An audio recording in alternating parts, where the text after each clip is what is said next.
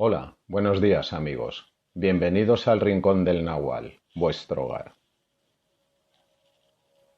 En un texto muy interesante, la historia Anunnaki y el papel de los extraterrestres reptilianos, parte 1 y parte 2, Sokolov afirma que Jesús habría sido un agente de Yahvé, un agente provocador de la potencia colonial Yahvé. Está en lo cierto acerca de agente provocador, pero no de la forma que él piensa. Mis estudios en la historia del cristianismo y las comparaciones entre el Antiguo y el Nuevo Testamento llevan a una imagen diferente, que me gustaría esbozar aquí. También es correcto el hecho de que Yahvé y los yahwistas están controlando este planeta de una manera muy negativa y que la Iglesia es una de sus herramientas, como lo es el cristianismo de hoy, pero no el cristianismo original. Vamos a empezar con el Antiguo Testamento. Voy a ser breve, pero esto es de acuerdo a lo que realmente está escrito en el Antiguo Testamento.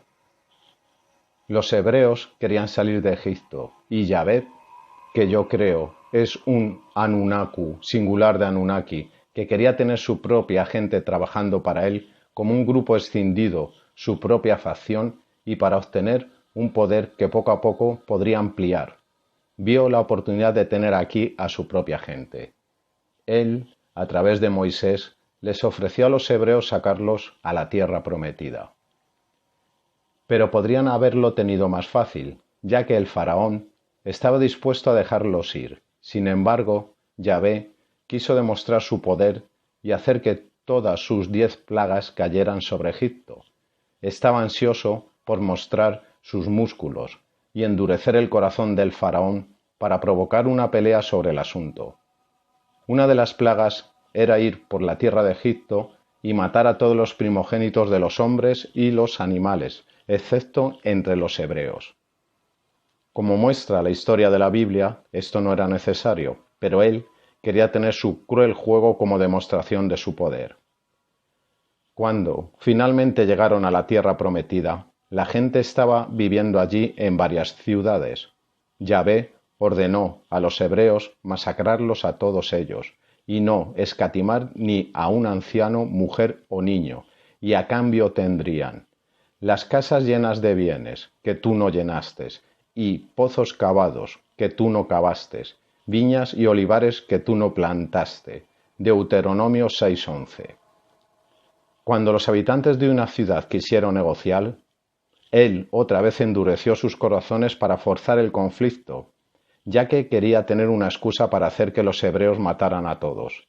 En ocasiones, solo las vírgenes se salvaron y fueron capturadas como botín, y sería ingenuo creer que no sería para servicios sexuales.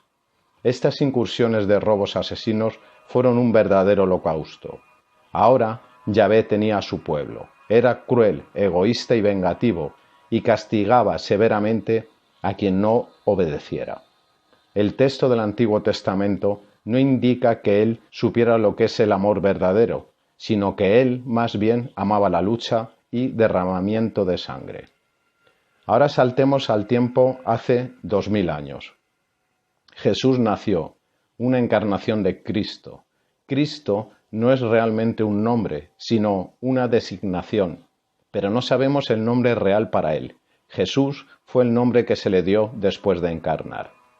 Comenzó a enseñar y predicar en la tierra prometida, y con el tiempo atrajo a mucha gente. Lo que él dijo e hizo estaba alterando a Yahvé, ya que él dijo cosas que la gente de Yahweh no debería saber. Su mensaje era revolucionario y revelaba secretos, poco a poco, lentamente. Habló de un amor que Yahvé despreciaba, habló de su padre, en los términos que dieron una imagen muy diferente de la de Yahvé. El Padre ama, cuida, es benevolente, perdona, contrario a las cualidades de Yahvé. Así que de quien Jesús habló claramente no era Yahvé.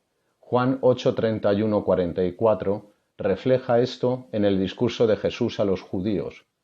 Yo hablo lo que he visto con mi Padre, y vosotros hacéis lo que habéis visto con vuestro Padre.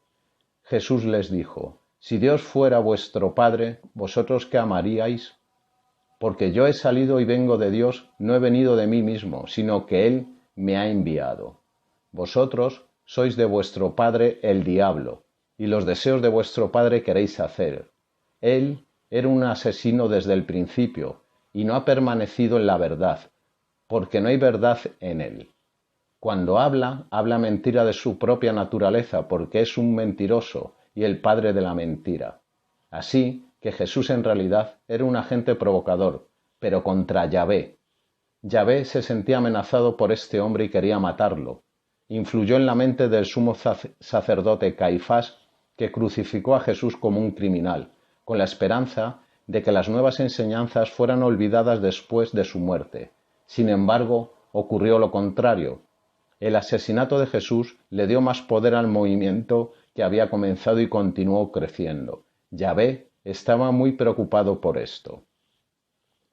Los primeros cristianos eran lo que la teología llama judíos cristianos, un poco con desaprobación, como si no hubieran sido verdaderos cristianos, pero, por supuesto, los cristianos más cristianos que hayan existido alguna vez, ya que fueron los más cercanos a Jesús mismo. De ellos surgió el cristianismo gnóstico.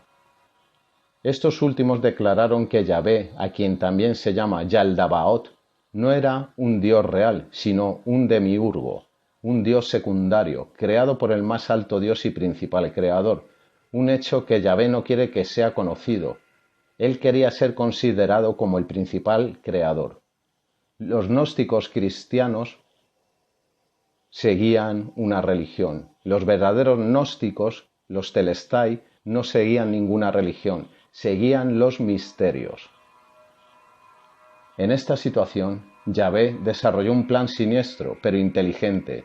Él quería infiltrarse en este nuevo movimiento y torcerlo a sus propios caminos, para que en su lugar sirviera sus propios fines. Uno de sus agentes fue Pablo, quien primero como Saúl había perseguido a los cristianos. ¿Cuáles cristianos? Obviamente los cristianos judíos y los cristianos gnósticos, ya que aún no había otros. Yahvé le dio una visión y le hizo creer que había experimentado a Cristo, y Saúl se convirtió en Pablo, quien se convirtió y comenzó a predicar el cristianismo. Pero, ¿cuál cristianismo? No aquel cristianismo contra el cual él había luchado antes, sino su propia versión modificada y falsificada por Yahvé quería tener. En el año 325 después de Cristo, el emperador Constantino, en el Concilio de Nicea, creó la fundación de la Iglesia, como lo es hoy en día. Su intención era utilizar egoístamente esta Iglesia como una herramienta para su poder y, obviamente, era un agente involuntario de Yahvé. En el Consejo, los cristianos gnósticos fueron amordazados y no se les permitió hablar. El emperador dio a sus peticiones sin abrir el fuego. Al final habrían de ser declarados herejes. Este fue el principio del fin del cristianismo gnóstico. En su lugar se formó una iglesia yavista, que afirmaba adherirse a Jesús Cristo, pero no era la verdadera. Así que tenemos dos Cristos, el falso de la iglesia y el verdadero, el que Jesús una vez encarnó. ¿Quién es Cristo? Yo creo que es una especie de personificación del amor del principal creador y que fue enviado por aquellos que tienen la intención de salvar la tierra de las garras de los etes negativos. ¿Y quién es, pues, es Yahvé? En las últimas décadas fueron hechos unos descubrimientos muy interesantes en la investigación sobre la historia de las religiones, en base a los hallazgos arqueológicos en Israel. En la original religión hebrea o pre-religión hebrea, el dios supremo era el Elión. Él tenía 70 hijos y uno de ellos era Yahvé. Yahvé tenía una consorte, Astarot, una diosa. Su nombre se encuentra alrededor de 40 veces en el texto hebreo de la Biblia, pero siempre se traduce como árbol o bosque, con el fin de ocultar el verdadero significado, ya que su símbolo es un palo vertical o un árbol. En el tiempo del éxodo de Egipto, y más aún durante el tiempo del cautiverio en Babilonia, la religión fue hecha monoteísta y no se debía saber de los otros, ni siquiera de Astarot. Cuando la Biblia dice que está prohibido plantar un árbol en el altar de Yahvé, Deuteronomio 16:21, el significado real es que está prohibido poner un símbolo o tal vez incluso una imagen de Astaroth en el altar. ¿Y qué sentido tendría que prohibir la plantación de un árbol allí? Yahvé era considerado un guerrero y dios del clima desde el Sinaí, donde los Anunnaki tenían su centro. El origen politeísta es reflejado en la historia de la creación de la Biblia, que sin duda tiene su origen en el que se da en los textos de las tabletas de arcilla de Sumeria y Babilonia. La primera fase de la Biblia, Génesis 1:1, dice lo siguiente: Bereshit bara Elohim et ha Samayim bet ha Aret, traducido como: en el principio Dios creó el cielo y la tierra. Ahora, ha sido siempre un problema barrido bajo la alfombra el que Elohim es plural y significa literalmente dioses. Por lo tanto, algunos quieren entenderlo como: en el principio los dioses crearon los cielos y la tierra, lo que no encaja gramaticalmente, ya que el verbo bara está en singular. Sin embargo, la primera palabra Bereshit no solo se puede traducir como principio, sino también como el primero, el que era en el principio. Ahora podemos correctamente, ya no hay problema gramatical, traducir como: el primero creó a los dioses, los cielos y la tierra. Samahim también es plural y significa cielos u otros mundos cósmicos. Yahvé se suele mencionar en el texto hebreo bíblico como Yahvé Elohim, lo que parece indicar que él es uno de los que crearon a los Elohim. El plural se repite en otros pasajes. Vamos a crear seres humanos a nuestra imagen y así sucesivamente, siendo barridos bajo la alfombra y declarados ser pluralis majestatis, una mentira piadosa en un dilema. La simpatía de Sitchin por Yahvé es lógica. Él es un judío. Yo lo respeto sinceramente como tal, y debe tener esta simpatía, o se enfrentaría a fuertes críticas de su propio pueblo, considerado como una oveja negra, lo describiese de manera diferente. Su conclusión de que Yahvé sería el dios de los Anunnaki no puede ser tomada muy en serio. Entonces, ¿quién entonces fue el primero? Al igual que Sokolov, yo soy generalmente escéptico acerca de los mensajes canalizados, ya que es difícil separar la paja del trigo, y habrá mucha más paja que trigo. Pero hay un libro que yo siento es muy puro trigo, Mensajeros del Alba, por Bárbara Marciniak, canalizaciones de los Pleiadianos. Los Pleiadianos hablan de un creador principal que creó todo en el principio, del cual más tarde se hicieron creaciones secundarias. El primer creador creó a los Pleiadianos, los Anunnaki y así sucesivamente. En el mensaje, los Anunnaki son llamados lagartos, ya que se dice que originalmente son reptilianos por naturaleza. No son seres muy positivos, sino que mal informados, por lo cual crean sistemas de desinformados. En una lucha por la Tierra tomaron el control sobre ella desde hace mucho tiempo atrás. El tiempo de nuestra liberación se está acercando lentamente y los Pleiadianos dicen que nos están ayudando, pero que mientras tanto el control por los Anunnaki será mucho más sutil y sofisticado, y por lo tanto más malvados. A pesar de que muchos de ellos son bastante negativos, no todos lo son. El Enuma Elis, la épica historia de la creación sumerio-babilónica, tiene algo importante en su principio, en el que Sitchin no entra en detalles. Primero fueron Apsu y Tiamat, un par de primos creadores divinos que crearon todo. También crearon a los Anunnaki, que se convirtieron en una especie de gamberros celestiales y perturbado el orden en la creación. Por lo tanto, Apsu quería revertir su creación para que no existiera más. Tiamat, sin embargo, se opuso a esto, ya que eran sus hijos. Ea, Enki, entonces mató a Apsu, y más tarde Marduk mató a Tiamat, la madre original de todos los dioses. Este es un acto muy siniestro, pero en los textos de Marduk se convirtió en un héroe y Tiamat en un monstruo. Obviamente, esto es una visión perjudiciada que invierte la cuestión del bien y del mal. Pero, ¿puede uno matar a los creadores principales? Por supuesto que no. El significado de esto solo puede ser que los Anunnaki se separaron de ellos y querían ser independientes, como si estuvieran muertos. Y para los Anunnaki llegaron a estar prácticamente muertos. Una vez más, da una impresión negativa de los Anunnaki. Ellos, como Yahvé, querían ser considerados como los verdaderos creadores y no debemos saber sobre aquellos que los crearon. Así que hay un poco de mala conducta que se asocia con Marduk, después de todo.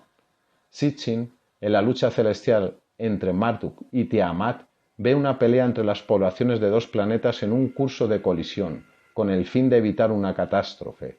Los Anunnaki lograron destruir al otro planeta con el fin de salvarse a sí mismos, pero esto será solo un aspecto de todo el asunto. Tiamat es sin duda no solo un planeta, sino una diosa prima creadora, cuyo planeta especial en nuestro sistema solar fue destruido. Este planeta se llama Phaethon o Mayona. Una parte de él, según el Enuma Elis, se convirtió en la Tierra y el resto se convirtió en el cinturón de asteroides. Se puede suponer que una parte de la población de Phaethon, la gente de Tiamat, sobrevivió. Algunos de ellos pudieron salvarse a Marte, donde con el tiempo esa civilización murió, y otra parte a la Tierra, o sobrevivieron en la parte que se convirtió en la Tierra. ¿Los Anunnaki realmente nos crearon? No, ellos modificaron la vida en nuestro planeta a través de la manipulación genética. Podría muy bien haber habido civilizaciones más tempranas en la Tierra antes de eso, que, ya sea desaparecieron o fueron también manipulados genéticamente. Para el control de la Tierra, la gente debe ser mantenida en la oscuridad, ignorantes y no comer del árbol del conocimiento. Las civilizaciones antiguas y más desarrolladas no serían toleradas nunca más. Cuando los vigilantes, Watcher, los hijos de los Elohim, actuaron en contra de las leyes de los Anunnaki y trajeron nuevos genes a la población de la Tierra, Génesis 6, una especie de ayuda al desarrollo compasivo. Fueron castigados y los gigantes que nacieron de ellos, con cualidades y capacidades que a las personas de la Tierra no se les permitía tener, murieron en la inundación. Por cierto, el árbol del conocimiento no puede tener nada que ver con el sexo, como he explicado en detalle sobre la sexualidad y la Biblia. Entonces, las primeras civilizaciones extraterrestres, que sólo conocidas como dioses o también conocieron a verdaderos dioses, entidades no físicas como Apsu y Tiamat, que mencionan las escrituras sumeria babilonio? El primer creador sería uno. En la India, Brahma es conocido como el Dios Supremo. Creo que esto es materializar las cosas un poco demasiado, para decir que no habría entidades no físicas que realmente son y han sido lo que podríamos llamar dioses, y que no hay algo más alto que creó todo. Después de todo, la pregunta surge inevitablemente: ¿quién creó a los extraterrestres considerados como dioses? Siguiendo esta pregunta de nuevo, al final tiene que conducir a un primer creador inmaterial. Al principio también habrían otros extraterrestres, que contactaron, enseñaron y guiaron a la gente de la Tierra, que Quetzalcóatl y Viracocha no deben haber sido Anunnaki. Experiencias de regresión con las personas que una vez vivieron en la Atlántida indican que los ETs estaban en contacto con los atlantes y les dieron el conocimiento, pero se retiraron decepcionados cuando vieron que abusaron. ¿Por qué los yavistas erradican tales civilizaciones como aquellas que son ahora América Latina? Probablemente porque los veían como competencia, facciones ETs Anunnaki de competencia o civilizaciones ETs contrincantes. ¿Los dioses ETs serían seres multidimensionales? ¿Quién sabe, quizá de 5 dimensiones? Por lo tanto, pueden hacerse invisibles para nosotros y cambiar de forma en maneras no comprensibles en un concepto del mundo en 3 dimensiones, que es probablemente también una razón por la que fueron diseñadas genéticamente para ser capaces de percibir y pensar solo en 3 dimensiones, y tienen una conciencia tridimensional, para que no sepan demasiado. Querer más sería comer del prohibido árbol del conocimiento. Así que no podemos considerar a los Anunnaki como nuestros creadores, pero solo como manipuladores de una creación existente. Nuestros antepasados muy atrás fueron creados de esa manera, pero yo no. Sin embargo, mi alma inmortal que encarna en un cuerpo tras otro ha sido creada, no por los Anunnaki, sino por el creador primario. Parece que Yahvé, cuando torció el cristianismo para estar en el lado seguro, también estableció el Islam. Yahvé y Alá serían el mismo. Así, él podría poner a los unos contra los otros en el sentido maquiavélico de divide y vencerás. Alá, por cierto, no se deriva de él igual a Dios, puesto que al es un artículo en árabe. Ya significa Dios y al-Lat simplemente significa el Dios. La pregunta de Sokolov, si Alá podía tener algo que ver con un sistema de túneles a través del cual se movió a Abraham, tiene que ser contestada con un no. Ahí es el nombre de una ciudad y la palabra significa montón de ruinas. Su teoría acerca de la barbarie de minicastración a través de la circuncisión es muy interesante. Sitchin analiza en su libro Encuentros Divinos y afirma que uno pone allí el signo de las estrellas en la carne. La palabra hebrea para circuncisión es mul. ¿Podría esto estar asociado con la mumul sumerio igual las Pléyades? Esto parece dudoso en vista de los mensajes de las Pléyades. Sokolov escribe mumul, nuestro sistema solar, como es llamado en los textos antiguos. Esto podría tener más sentido. ¿En cuáles textos antiguos está eso escrito? Algunos ETs parecen ser de muy larga vida, casi inmortales. Tal vez rejuvenecen a través de la alimentación de nuestras energías vitales. ¿Es esto lo único por lo que nos querían tener? Como seres multidimensionales fácilmente pueden tomar las energías de nosotros sin nuestro conocimiento y permiso. Parece que aman el derramamiento de sangre, como Yahvé en el Antiguo Testamento. Cuando una persona muere, muere lleno de energía vital que puede ser extraída del cuerpo moribundo o recién muerto. Pero si alguien muere viejo o enfermo, sus baterías son débiles o están vacías y no hay mucha energía para seguir. ¿Es por eso que les encanta el derramamiento de sangre? ¿Ese es el sentido real detrás del sacrificio de animales y seres humanos?